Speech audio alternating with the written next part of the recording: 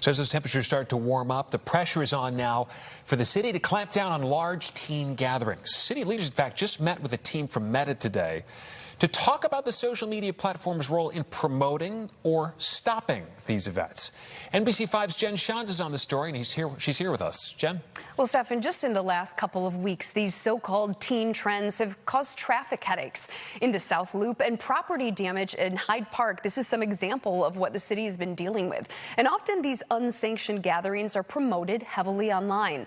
Today, a first step in a series of meetings with Meta and how the company could be held accountable if it fails to intervene.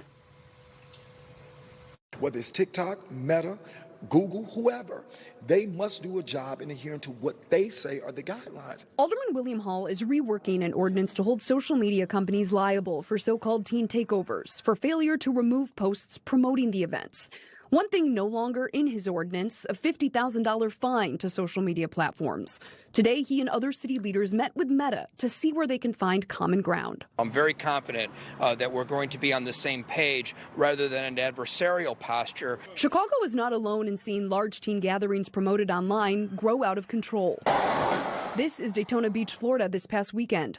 Those aren't gunshots, the sheriff says, but the sound of popping water bottles. The unsanctioned spring break event leading to chaos despite dozens of police officers present. Here in Chicago, a teen takeover is being promoted this week. Community advocate Early Walker is calling on parents to also come out. As these kids are calling teen takeovers, I'm calling a parent takeover. The hopes is that if these kids do show up, someone will see somebody that knows somebody that knows somebody, and eventually it will become a chain effect. Another revised ordinance to be discussed during the next Public Safety Committee meeting, a SNAP curfew, which Mayor Brandon Johnson has previously said is over-policing. The current curfew is 10 p.m. for those 17 and under. Police can have established procedures where they announce the intention to impose it on an anticipated teen trend. If we can find common ground with language that works for the police department and it works for the mayor, I think that's going to be the compromise version, and those discussions are ongoing. I hope to have something very soon. Now, Alderman Hopkins hopes that revised SNAP curfew measure might be up for a vote in the next month.